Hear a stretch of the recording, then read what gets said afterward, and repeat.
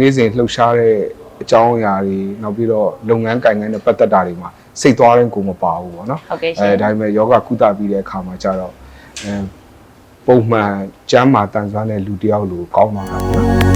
ဒီအဖွဲ့အစည်းနဲ့သွားရတာကျင့်တဲ့ဆရာကောင်းတယ်လို့ကျွန်တော်ကထင်တယ်နောက်ပြီးတော့ဒီ service ကိုလည်းပေးရတဲ့ဟာထက်ပေါ့နော်ကျွန်တော်ပြန်ရတဲ့ဟာပိုများတယ်ပေါ့ဟုတ်ကဲ့ပါပိုများတယ်နောက်ပြီးတော့တကယ်အလုပ်လုပ်တဲ့ professional အဖွဲ့ပေါ့နော် professional အဖွဲ့တွေနဲ့လုပ်ရတာဖြစ်တဲ့အတွက်ကျွန်တော်အများကြီးစိတ်ကျဉ်နေပါတယ်ကိုစေးကုမဲ့အဖွဲ့အစည်းက background ကဘယ်လိုရှိလဲသူ့ team ကဘယ်လိုရှိလဲဆိုတော့လေ့လာကြည့်ပေါ့နော်လေ့လာကြည့်ပြီးသွားလို့ရှိရင်တကယ်ဟိုစိတ်ချတဲ့လူရှေ့မှာလည်းအတွေ့အကြုံထောင်ကနန်းရှိတာဆိုတော့ဒီလိုအဖွဲ့အစည်းမျိုးတွေနဲ့ပဲဆက်သွယ်ဖြစ်ပါတယ်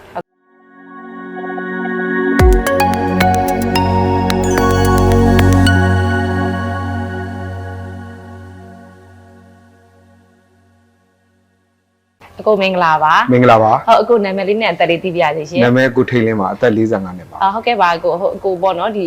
အရင်တော့ပေါ့နော်ဘာယောဂလက္ခဏာလေးခံစားခဲ့ရတာရှိတယ်ရှင်ယောဂကတော့ကြောက်ကနဲ့ပတ်သက်တဲ့ယောဂပေါ့နော်ဟုတ်ကဲ့ရှင်မောတာတို့လှုပ်ရှားလို့ရှိလို့ရှင်မောတာတို့မလှုပ်ရှားနိုင်တာတို့အဲ့ဒ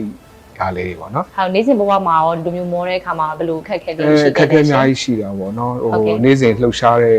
အကြောင်းအရာတွေနောက်ပြီးတော့လုပ်ငန်းကိုင်ငန်းနဲ့ပတ်သက်တာတွေမှာစိတ်သွားတဲ့ကိုမပါဘူးပေါ့နော်ဟုတ်ကဲ့ရှင်ဒါပေမဲ့ယောဂကုသပြီးတဲ့အခါမှာကျတော့ပုံမှန်ကျမ်းမာတန်ဆွမ်းတဲ့လူတစ်ယောက်လိုကောင်းသွားတာပေါ့နော် weekend နဲ့ချိတ်ဆက်ပြီးတော့အိန္ဒိယမှာသွားခဲ့တဲ့အတွေ့အကြုံလေးမျှဝေပေးပါအောင်ရှင်ကတကယ် professional ပေါ့နော် professional အဖွဲ့အစည်းပေါ့ professional အဖွဲ့အစည်းဆိုတာဘယ်လိုမျိုးလဲဆိုတော့ကျွန်တော် weekend နဲ့ပတ်သက်ပြီးကြုံတွေ့ခဲ့တာကတော့မတော်ခင်မှာလည်းလိုအပ်တဲ့ဆေးစစ်တဲ့ကိစ္စတွေပေါ့နော်အဲ့ဒီဟာတွေဘတ်စုံတောက်စုံနောက်ပြီးတော့ဒီ weekend ရုံးမှာသူ့ရဲ့ medical team ပေါ့နော်ဆရာဝန်တွေနဲ့ team လိုက်ရှိတာဖြစ်တဲ့အတွက်အချိန်မရွေးပေါ့နော်ကိုယ်မှရှိနေတယ်မတော်ခင်အခက်ခဲတွေရောနောက်ပြီးတော့ဆေးစစ်တဲ့ကိစ္စတွေရောနောက်ပြီးတော့လိုအပ်တဲ့ညှိနှိုင်းမှုတွေရောလုပ်လို့အဆင်ပြေခဲ့တယ်သွားတဲ့အခါမှာလည်းကြိုတင်ပြင်ဆင်မှုအားကောင်းတဲ့အတွက်တက်တာနဲ့အောင်မြင်မြင်သွားလို့ရတာပေါ့နော်နောက်ပြီးတော့ဟိုဘက်နိုင်ငံရောက်တော့လေပထမဆုံးရောက်တာဖြစ်ပေမဲ့လေစိတ်ကနေစပြီးတော့တကယ်တဲခိုမဲ့နေရာတွေရောနောက်ပိုင်းဆေးရုံမှာပေါ့နော်ဆေးရုံမှာလည်းသူ့ရဲ့စကားပြန်ဝန်ဆောင်မှုတွေနောက်ပြီးတော့ဆေးရုံမှာတကယ်ဟိုအတွေ့အကြုံရှိတဲ့ professional တွေပေါ့နော်ဆရာဝန်တွေကလည်း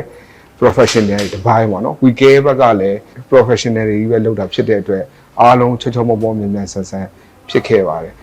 အဲ့ဒါအပြင်ဟိုကျွန်တော်ကနည်းနည်းစိတ်နည်းနည်းတူတတ်တဲ့ထဲမှာပါတာဖြစ်တဲ့အတွက်တချို့ကျွန်တော်စိတ်တိုင်းမကြတဲ့ကိစ္စတွေရှိခဲ့တာပေါ့နော်ရှိခဲ့ပေမဲ့လည်းဒီမှာဦးစီးတဲ့ကိုဆိုင်တို့ကနေစပြီးဒီမှာတာဝန်ကြတဲ့ဆရာဝန်တွေပေါ့နော်ဆရာဝန်အဖွဲ့တွေနောက်ပြီးတော့ရုံးအဖွဲ့တွေကကျွန်တော်ကောင်းဆုံးဝန်ဆောင်မှုပေးတယ်ကျွန်တော်အဆင်ပြေအောင်လုပ်ပေးတာပါနော်အဲ့တော့ကျွန်တော်တို့စေးကူတာခဲ့တယ်အောင်မြင်ခဲ့တယ်အောင်မြင်ပြီးတော့ဗမာပြည်ကိုပြန်ရောက်လာတာပေါ့နော်ပြန်ရောက်ပြီးတော့သူ့ရဲ့ weekend package တွေကစေးသွားကူးတဲ့ဟာတခုမဟုတ်ဘဲနဲ့အခုဆိုရင်ကျွန်တော်စေးကူပြီးပြန်လာတာ3နှစ်ရှိပြီပေါ့နော်ဟုတ်ကဲ့3နှစ်မှာတောက်လျှောက်ပေါ့နော်လိုအပ်တဲ့အချိန်တိုင်းရုံးဖွဲ့ကိုတော့၎င်းဆရာဝန် medical team ကိုတော့၎င်းပေါ့နော်ကျွန်တော် Viber နဲ့တစ်ဆင့်ဒါမှမဟုတ်ဖုန်းနဲ့တစ်ဆင့်ကျွန်တော်အခက်အခဲရှိတိုင်းမေးတယ်ပြောတယ်အခုကြည်တောင်းတယ်ဆိုချက်ချင်း response လာတယ်ဟုတ်ကဲ့ရှင်ရုံးပိတ်ရပဲဖြစ်ပါပဲဖြစ်ပေါ့နော်အဲ့တော့သွားတာဒီအဖွဲ့အစည်းနဲ့သွားတာကျင့်တဲ့ဆရာကောင်းတယ်လို့ကျွန်တော်ကထင်တယ်နောက်ပြီးတော့ဒီ service ကိုလည်းပေးရတဲ့ဟာထက်ပေါ့နော်ကျွန်တော်ပြန်ရတဲ့ဟာပိုများတယ်ပေါ့ဟုတ်ကဲ့ပါပိုများတယ်နောက်ပြီးတော့တကယ်လုပ်တဲ့ professional အဖွဲ့ပေါ့နော် professional အဖွဲ့တွေနဲ့လုပ်ရတာဖြစ်တဲ့အတွက်ကျွန်တော်အများကြီးစိတ်ကျဉ်နေပါတယ်ဟုတ်ကဲ့ပါဟုတ် weekend ကိုအကြံပြုပြီးပြောကြားချင်တာလေးများရှိသေးလားရှင်ကြံပြုပြောကြားချင်တာတော့မရှိပါဘူးဘာလို့လဲဆိုတော့ဟိုအခုဆိုရင်ကျွန်တော်တွေ့လိုက်တာပေါ့နော်ခွဲစိတ်မှုတွေရောကုသမှုအားလုံးပေါင်းထောင်ကနန်းကျော်ရှိတာပေါ့နော်ဆိုတော့case by case ကိုလည်းကိုဆိုင်တို့ဒီဆရာဝန်တွေရောအကုန်လုံးကနေပြီးတော့landing လောက်ဆက်ရှိရ land လုပ်ပြီးပြင်ဆင်တာတွေပြင်ဆင်တယ်လို့ကျွန်တော်ယူဆရတယ်ဆိုတော့ပြောစရာမလိုပါဘူးအားလုံးပြည့်စုံပါတယ်weekend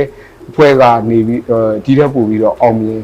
ဒီထက်ပို့ပြီးတော့ရေရှည်ရက်တည်ပြီးတော့ဒီကျမ်းမာရေးနဲ့ပတ်သက်တဲ့လိုအပ်တဲ့ကွက်လက်ပေါ့နော်ကွက်လက်ကိုဒီထက်ပို့ပြီးဖြည့်ဆည်းပေးနိုင်ပါစေလို့စုမုံကောင်းတောင်းမိပါတယ်ဟုတ်ကဲ့ပါရှင် weekend ကိုပေါ့နော်ဟိုရွေးချယ်မဲ့သူတွေပေါ့နော်နောက်ထပ်သူတွေအတွက်လည်းဗာများပြောကြားချင်တာလေးများရှိပါသေးတယ်အဲ့တော့ဟိုဒီလိုမျိုးဝန်ဆောင်မှုမျိုးကကျွန်တော်စေးသွားမှုကုခင်မှာမြန်မာပြည်မှာ ဒီလိုဝန်ဆောင်မှုပေးတဲ့ဖွဲ့စည်းပေါင်းစုံနဲ့ကျွန်တော်တွေ့ခဲ့ဘူးတာပေါ့နော်တချို့ကလည်း1ယောက်ပဲရှိတဲ့ယုံရှိတယ်တချို့က2ယောက်ရှိတဲ့ယုံရှိတာပေါ့နော်ဆိုတော့ weekend နဲ့ weekend ကိုဆက်သွယ်ပြီးသွားပါမသွားပါနဲ့ဆိုတာတဲ့ဆိုင်ရင်ကိုစေးကုမဲ့အဖွဲ့အစည်းက background ကဘယ်လိုရှိလဲသူ့တင်းကဘယ်လိုရှိလဲဆိုတော့လေ့လာကြည့်ပေါ့နော်လေ့လာကြည့်ပြီးသွားလို့ရှိရင်တကယ်ဟိုစိတ်ချတဲ့လူရှေ့မှာလည်းအတွေ့အကြုံထောင်ကနန်းရှိတာဆိုတော့ဒီလိုအဖွဲ့အစည်းမျိုးတွေနဲ့ပဲဆက်သွယ်ခဲ့ပါတယ်အခုလိုဖြေချပေးတဲ့အတွက်ကျေးဇူးအများကြီးတင်ပါတယ်ရှင်ကျွန်တော်လည်းကျေးဇူးအများကြီးတင်ပါတယ်ကိုဆိုင်နဲ့တော့ weekend အဖွဲ့လူဖွဲ့သားအားလုံးဒီတော့ပိုအောင်မြင်ပါစေဟုတ်ကဲ့ပါရှင်ကျမ်းမာပျော်ရွှင်ကြပါစေကျေးဇူးတင်ပါတယ်ရှင်ဟုတ်ကျမ်းမာသူကလည်းကျေးဇူးပါစေဟုတ်ကျေးဇူးတင်ပါတယ်